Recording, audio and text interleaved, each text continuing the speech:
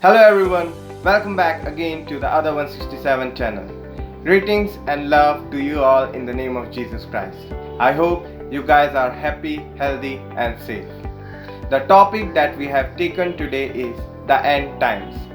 So without wasting any more time, let's welcome the man of God, Mr. Kapil Sambhi.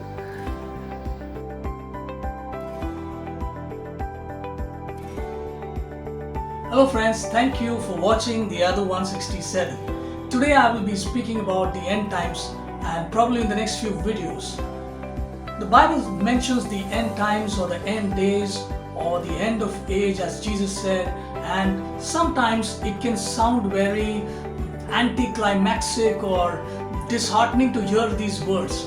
But let's understand, if you have ever sometimes bought a new bike or a car or a toy or a dress, we see each of these has a shelf life. In fact, even the earth itself, every physical thing on earth has a shelf life.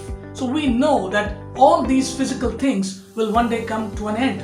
The Android phones of today have a shelf life of maybe 2 or 3 years, and their softwares become outdated in no time, and then we have to buy a new hardware. So we see that these things are actually from God, because God is in the process of continuous innovation. God makes all things new, as he says in Revelations 21:5, because the old things have passed away and are passing away. Every day we see new people are born and some people die. So this is the natural order of things, of God's design that he has made.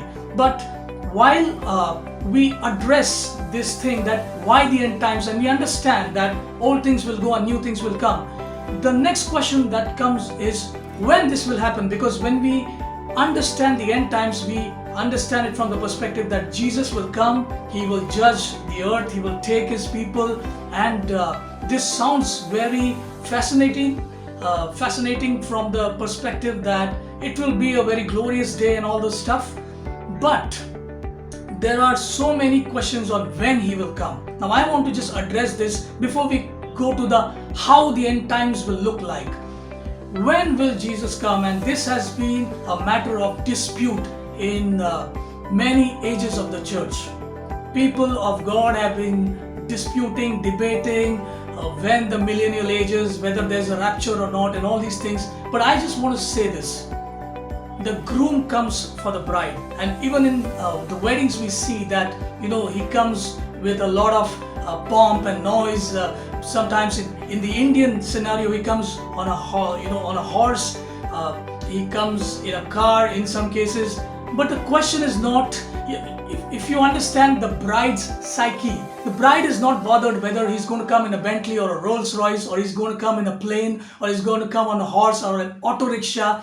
The bride is joyful that the groom is coming, and that's all that should matter. It's really not important how he comes and when he comes.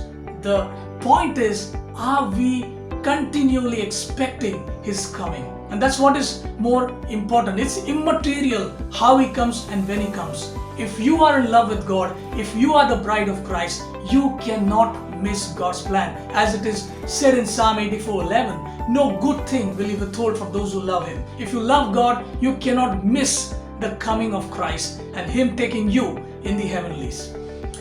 Having said that, Paul said to Titus in the book of Titus 3:9, he writes it that avoid contentions, all the jhagras, all the fights, all the disputes, all the debates, genealogies, endless investigations on history and all those things. Avoid those things which are in vain, which will not help you grow in faith, or which will not help you to really be productive in the kingdom of God.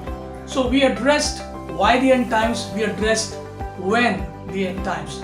Now we will get into how the end times will look like. If you go to one of the most famous passages in the Bible, 2 Timothy chapter 3, it speaks about a lot of adjectives about the behavioral things that will happen in the last days or the end times. And we will see this in the coming videos.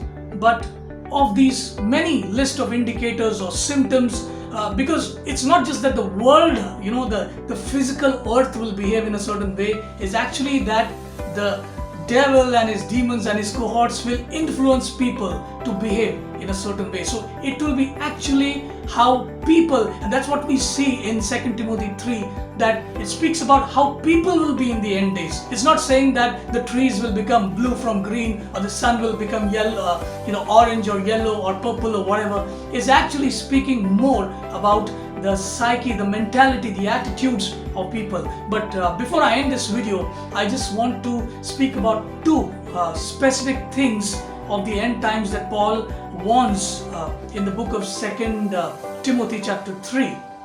He speaks in verse 14 and 15 about the simplicity of the gospel. And he says, you have been brought up in this doctrine, in this understanding that salvation, eternal life, is through faith in Christ alone. So this is the base of our theology or understanding of God. This is the base doctrine on which we stand saved. Today we see a lot of new age philosophy like loving yourself, forgiving yourself, or as you think, so you will be in your future. All this is new age philosophy. The first century church never spoke or taught these doctrines. And it's amazing how a handful of preachers or some few people who have erred from the gospel have started using the gospel for their personal gain. In fact, Paul even warns Timothy in one of the letters, saying that people have started thinking that gain is godliness, which means if we are, say, blessed, we are rich, we are thinking that we are walking right with God, that's why we are blessed. And somebody is not walking right with God, that's why they are poor, and that's why they are. Now think about it. What about those people who don't know Christ and they are rich? How are they blessed? Doesn't the Bible say God sends rain and the sun both on the righteous and the unrighteous? So it's not just a matter of our obedience. Yes, God loves obedience, but God doesn't love a robotic obedience.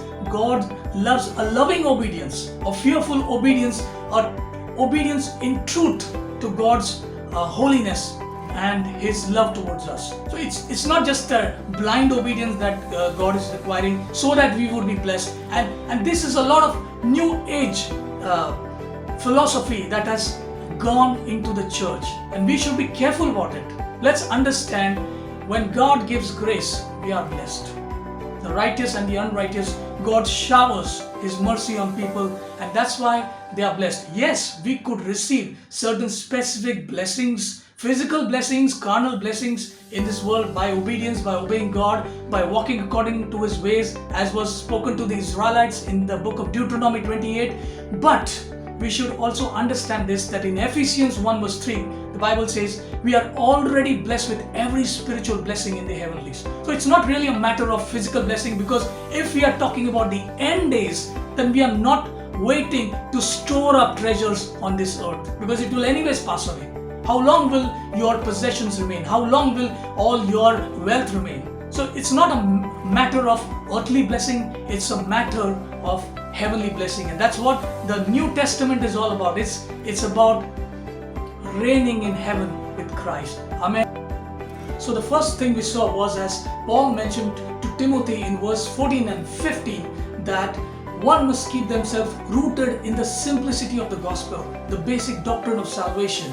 Secondly, he mentions in verse 5 that turn away from such people who are wicked, who are evil, who are having those attributes, those behavioral traits in the last days. Yes, we as light shine in the darkness in this dark world, but we are not supposed to fellowship or partake in the sins of the world. And we are supposed to keep ourselves without spot and without blemish. And these are the two warnings that Paul mentions in the end days. I hope you enjoyed this video, and in the next videos we'll be seeing more on the end times. Thank you for watching us, and do like, share, subscribe and comment. God bless you.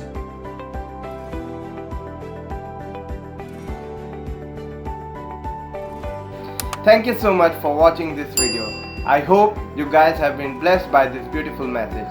If you have liked this video, please share and subscribe it with your friends. Have a great and blessed week ahead. Thank you.